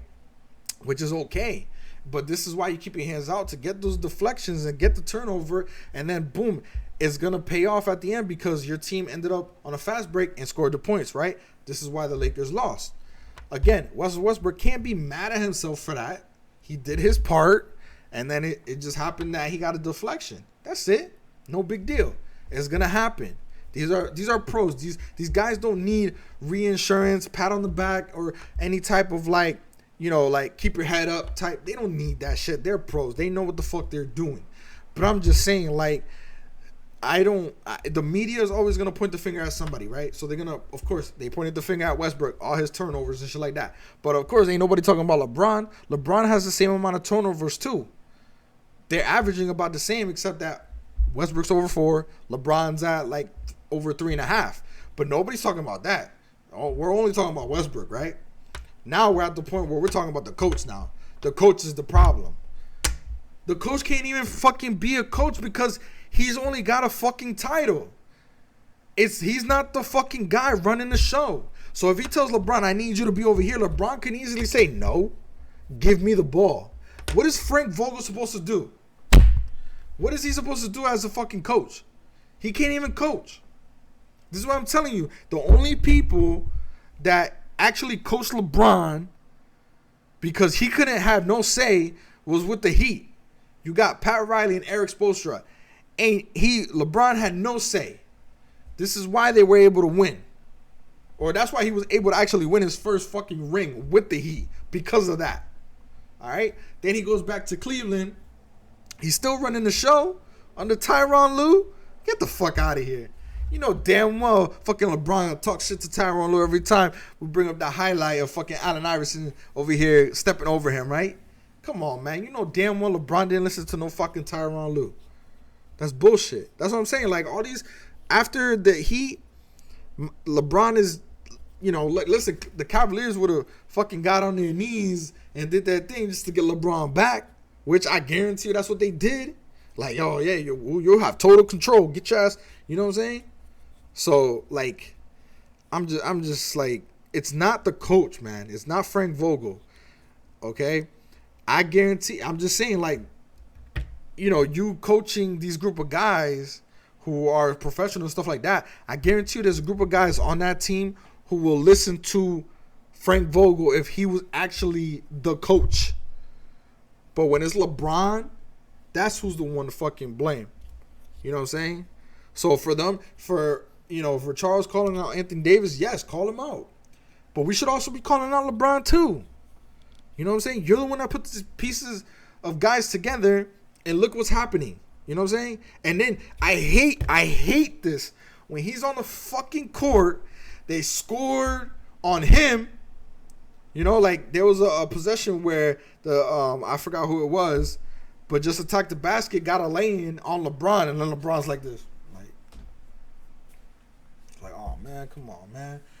Like, come on, guys, get your shit together. No, he's not. He's just like, the fuck, man. Like, really?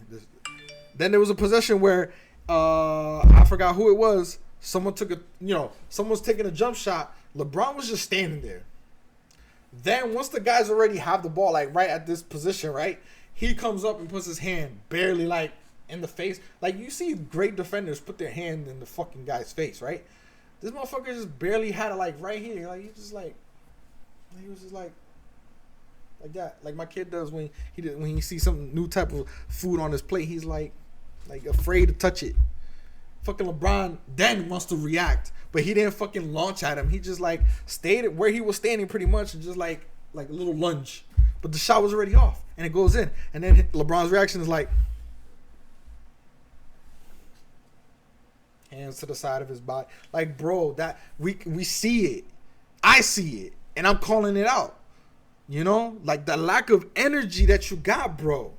Like again, when you see a defender have his hand on someone's face, you're doing the best you can. Like, listen, you can't slap the person, you can't hug them, you can't listen, you gotta play defense, right? This defense, right? You gotta have your hands out, but you got your hands in someone's face and stuff like that, but you're not touching them. That's part of that's defense. You know what I'm saying? So you gotta give that guy credit, right?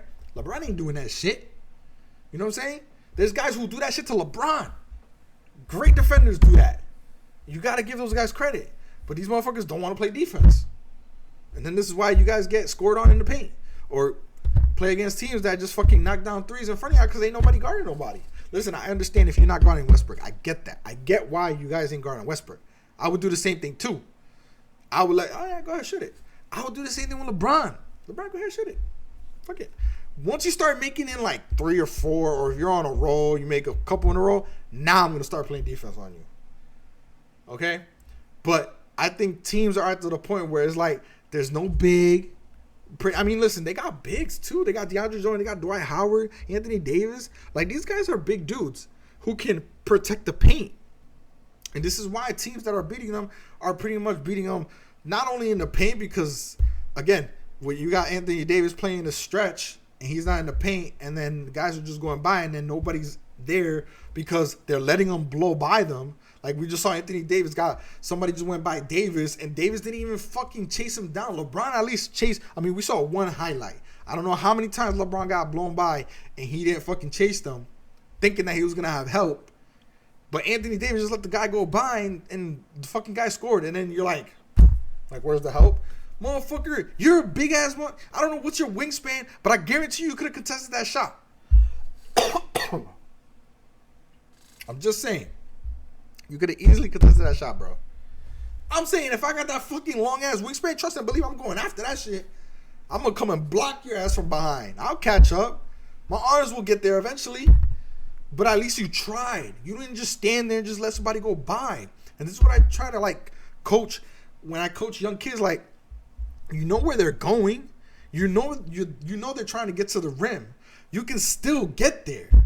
You know, even if you're not there and they eventually like it's dumb in the basket and you're not even there, but just the fact that you're chasing them, trust and believe the person who has the ball is thinking about that, because they see like in the corner of their eye, they be like, oh shit, like I can see this guy coming after me, but I'm still gonna try to attempt to score. And you can come up from behind and you don't, I mean, even if you hit him, you foul him, it's whatever, but at least you attempted to prevent them from scoring.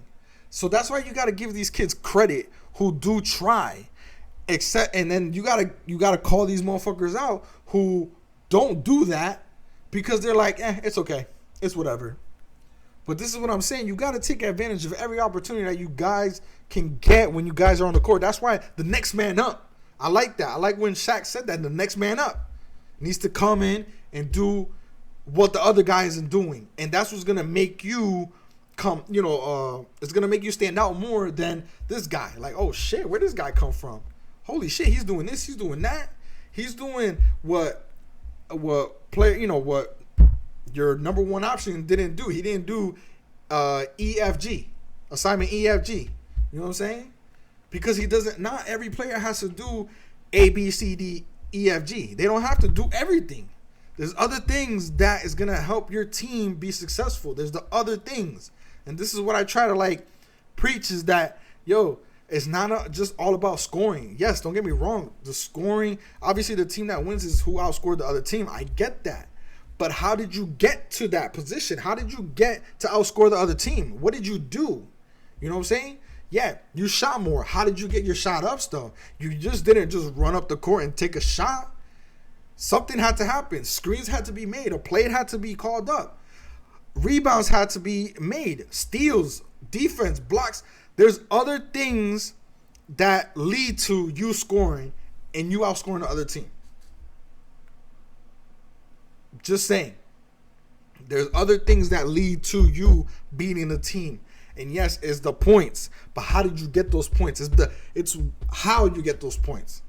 You know what I'm saying? So just keep that in mind. It's not just jump shots. It's not all about jump shots. It's not. Just being honest. That's why defense is key. That's why in the playoffs, that's why you see defense. You see the defense in the playoffs. Throughout the season, you see it here and there. You pretty much see it you see defense in the fourth quarter. When the game is close and it comes down to the line, a couple minutes left, and the game is really close, that's when people are stepping up. But guess what? If you were doing that from the start of the game till you would build a lead to the point where, guess what? You did your part. You played hard. You out-hustled the other team for the first 3 quarters or whatever. Now the fourth quarter, the bench players can come in and play, and you still win. I'm just saying. But this is not how it is. How it is they're just like, it's whatever. We'll just play back and forth, back and forth, back and forth. And then when the fourth quarter comes, oh shit, all right, let's get it. Let's get it. That's the NBA right now. Not for every team. Not for every team, sorry. Not for every team, though, because you got teams like OKC, for example, like the Grizzlies, who are just who are balling. You got a young group of guys. You don't got nobody there with a fucking ego bringing the other guys down. That's why when CP3 went to OKC, like CP3 plays, I don't see CP3 ever lacking anything really. Like, the motherfucker comes to play and comes to win. And that's what he did with this group of guys when he was with OKC. Like, nobody was expecting OKC to fucking I think they made it to the playoffs. A seed or whatever, but like, bro, like, even if I feel like they made it to the playoffs. I don't remember, but just to make it to the playoffs with CP3 and OKC, that's because you have a leader in CP3 and a winner mentality. And in order to win, you have to work hard and you have to hustle and show the effort. And I guarantee you, CP3, I mean, look at him with the Suns, man. Look at him with the Suns, man. He's doing his thing. And it's crazy too because what the Suns weren't even in the playoff before CP3. And you just add CP3 all of a sudden y'all like the top 2 in the league. You guys have a great record. Like it's just what a jump. We're just adding CP3. It's crazy. But that means something. That has to mean something, right? It's crazy. And it's just one player. So that means that dude just not only just he brings his talent, but what else comes with that talent though? You know, the knowledge, the leadership, the IQ, how to make those around you better by helping them improve their game, by just sitting with them and coaching. Like I guarantee you CP3 did that with OKC and did that with the Suns. Motivating these guys like, hey, yo, y'all talented, you know? And him just being on the court with these guys just makes everybody stand out and improve their game. And this is what I'm saying is like those guys who are that type of player, especially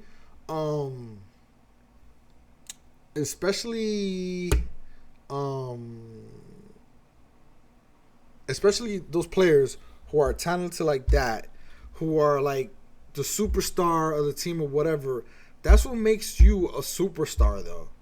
Like when you can make everybody else around you so much better to the point where it shows stat-wise, your record shows it. You know, like yo, CP3 doesn't have a fucking championship, bro. But the fact that this dude is a winner, you know what I'm saying?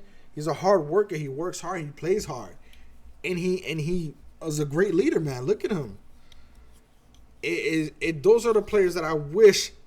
That's why I wasn't disappointed when he made it to the finals. I wasn't disappointed. Giannis either. It sucked that it was both of them facing each other in the finals.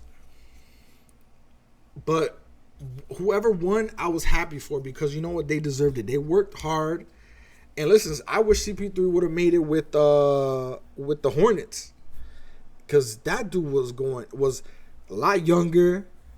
Imagine a younger CP3 going all out. Man, this dude, and he had a solid team too with the Hornets. Like, it just sucks to see, like, not with him working as hard as he did, he just got, he came up short, you know? But now he's in a position, he made it to the finals. I'm like, man, you're right there. You're right there, right at the finish line. And of course, like, someone's got to lose, right? And shit happens, right? It happens to the best players. So, it just sucks that, you know, it happened to CP3. Listen, clearly they have another opportunity to make it again, but the Warriors are a problem, though. I understand the Suns beat the Warriors, but you're not. If it was a 7-game series, I really have a hard time believing that the Suns. I mean, I think with DeAndre Ayton playing, if he's doing this thing, I guess I could see the Suns pulling it out. But I see this going to a 7-game series, and honestly, it's up in the air. To be honest, I really don't even know who I would go for. I think at this point, if they were to face each other, I think that's where I would be at. But if you had Klay Thompson, James Wiseman, I would have to say the Warriors. But I think it'll still be a really, really great series to see the Suns and the Warriors. And who knows? That might be the matchup, man. That might be the Western Conference Finals right there. I don't know. It's possible. It's really possible.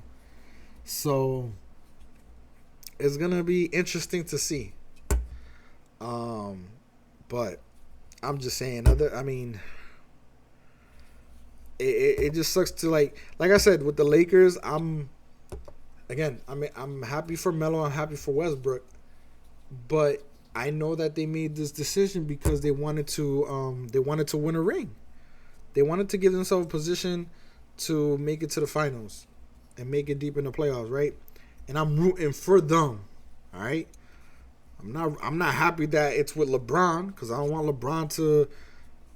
I don't really care for the dude. Like, listen, the beginning of LeBron's career, it was great and everything. Like, the dude came in, young star, whatever, all this hype, you know, all this energy, all these flash highlights and stuff like that, to a team that, who the fuck they have? And he came in and, you know, played his part, played his role, played hard, hustled. I get it. You get older, you know, you kind of like, all right, I get it. But, bro, like, you got Anthony Davis on. You were able to recruit Anthony Davis and get him on a team.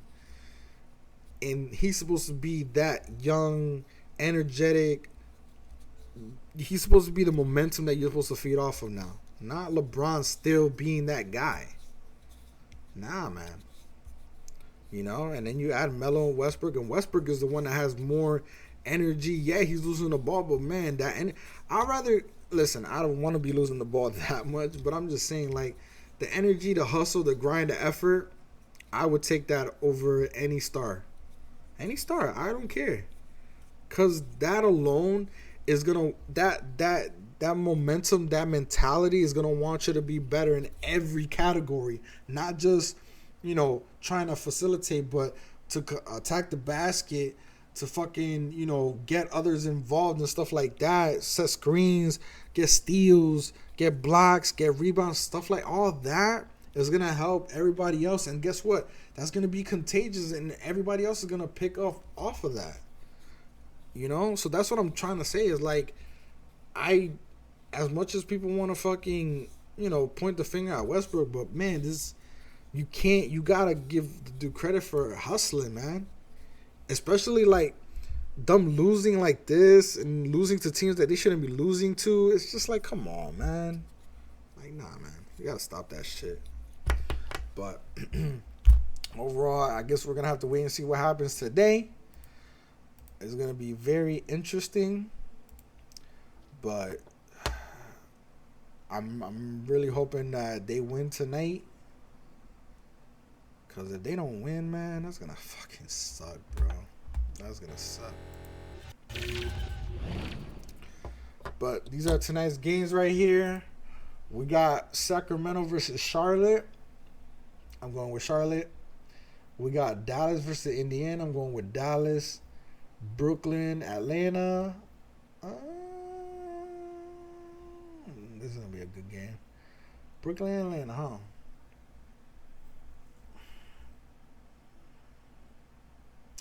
I'm going to go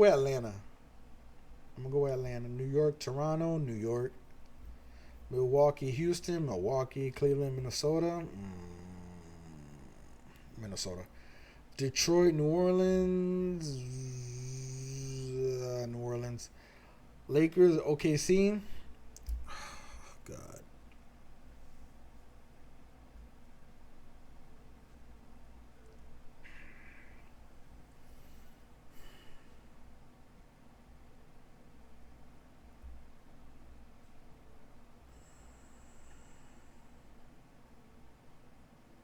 Bro, if they lose to OKC again, bro, that's going to be crazy. I'm going with the Lakers. I'm going with the Lakers on that one. Boston, Phoenix. And then tomorrow, we got Clippers, Orlando. With the Clippers, Utah, Washington. Utah, Sacramento, Cleveland. Cleveland, Chicago, Miami. Oh, shit. Miami. I'm going Miami. Houston, Memphis, Golden State, Philly, Golden State, Denver, San Antonio. I don't know. Spurs been playing well too, which is kind of crazy. I guess I'm going with San Antonio on that one. And then Sunday, Milwaukee, New York. Ooh, that's gonna be a good one too. Fuck. Milwaukee, Brooklyn, Detroit, Dallas, OKC, Dallas. New Orleans, San Antonio, Minnesota, Portland, Orlando, and LA. Oh my God. If the Lakers don't beat the Magic, that's going to be crazy. Yeah, that's going to be fucking crazy. But yeah, those are my picks for today and the weekend. Because I don't know if I'll be on the weekend or whatever. But those are my picks. again, those are my picks. Don't, maybe other people might choose differently or whatever, but this is why it's my picks. But I'm hoping that you guys are able to catch some of these games. It's Friday, so hopefully you guys have enjoy the rest of your day. So that's my rant for today, I guess. For those who are here, I appreciate it. Thank you for coming by or stopping by and sharing your thoughts and opinions and stuff like that.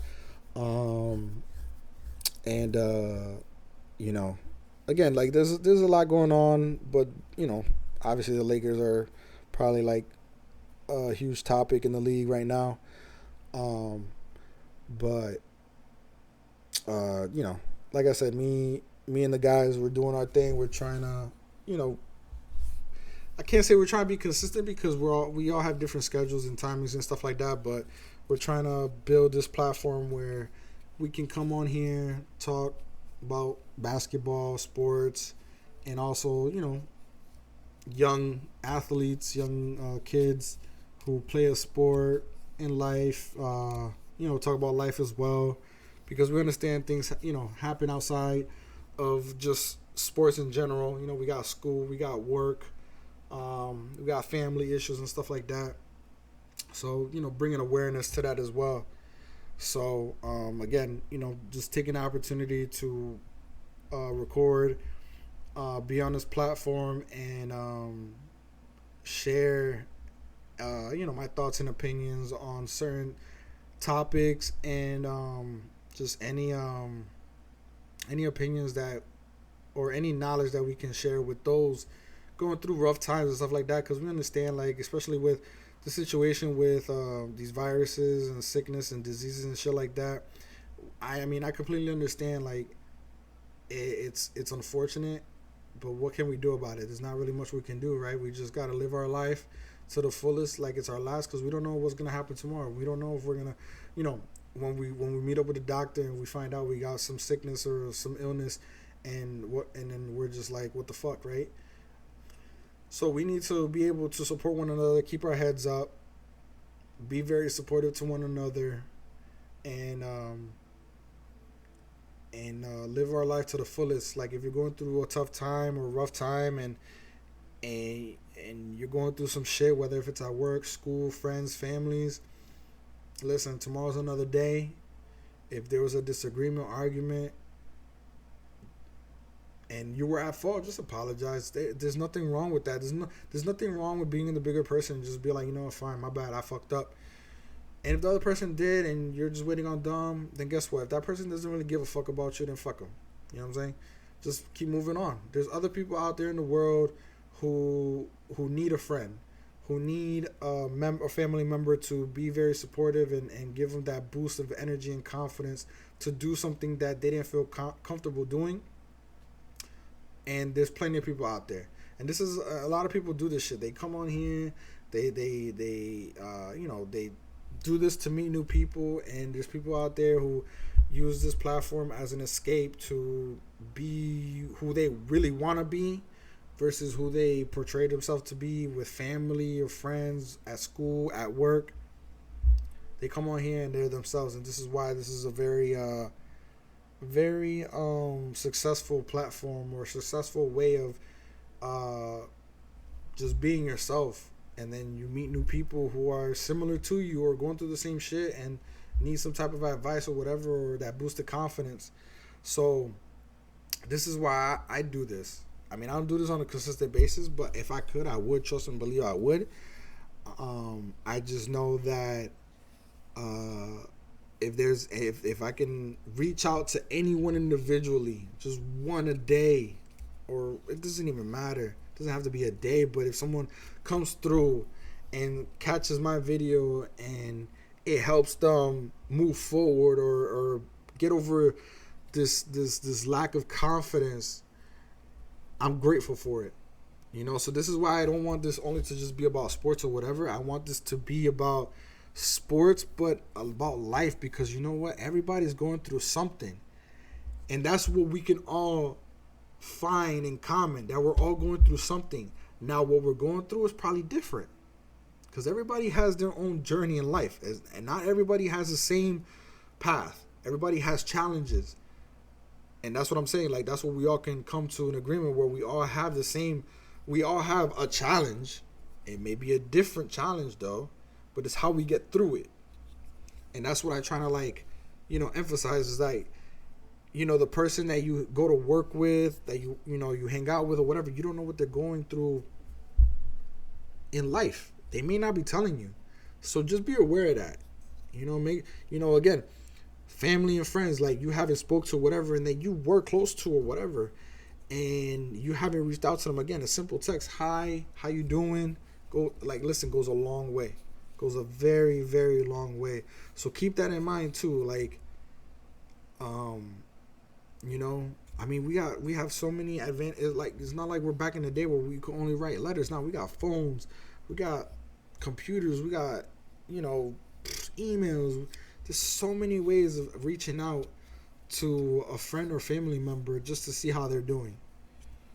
And if it's a person who, like, haven't spoke to in a while or whatever, listen, if it's not that big a deal, there's no need to reach out. But again, it doesn't hurt to do it either. Sometimes you got to be the bigger person. You got to be like, put that bullshit aside and be like, you know what? Just wanted to see how you were doing. I understand we have we haven't spoken in a while. We have disagreements and stuff like that, but just know that, I still care about you. I still hope that you're doing well, and that you know that you're on my mind. There's nothing wrong with that. So, that being said, just keep being positive. Though you may be going through a rough time, but at the same time, that's life. Everybody has those moments in life, and it's not going to be the last one. It's not going to be the last one. We all go through shit every day, so it's how you pick yourself up. It's who you surround yourself with to make you feel like a better person. So that's why I say always surround yourself with a good supporting cast, because that's what's going to help you get over the hump. That's what's going to help you build your confidence and help you be successful, whether if it's in life, in at work, at school, or in a sport, a certain activity.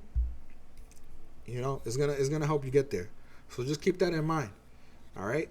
So again, everybody who's here, thank you. I appreciate it. Hopefully, I'm thinking about going live later tonight. I don't know. I guess we'll see. I've been watching 90 Day Fiance, the single life, and man, I'm just, it's just so, I don't know, man. It just got me reacting. Me and the wife, we're reacting. I'm trying to get her to come on so we can watch it together and react together. Because I'm sure there's other people who watch it too, and this will be great to watch with other people. And just I don't know, man. It's just something that is entertaining to watch. And yes, I've watched it, but I'll rewatch it again, and I guarantee you I'll have the same reaction. So I'm hoping that I can have that set up, and then we can watch it together. If not, if she doesn't watch it, that's fine. I want to watch it, and I'm hoping that I can get people in here to watch it with me, because that'll be fucking amazing. So, but again, hopefully you guys have a great Friday. Again, I post my videos normally right after my live on YouTube. So again, if you're watching this in the morning, good morning. If you're watching this in the afternoon, good afternoon. If you're watching this at night, good night. And again, I'm hoping that you guys have a great rest of the weekend. And if it doesn't start off well, that's okay. End it with a bang. All right. So again, thank you again for watching and making this far into the video. And again, I hope you guys have a great rest of your day. Thank you. Bye.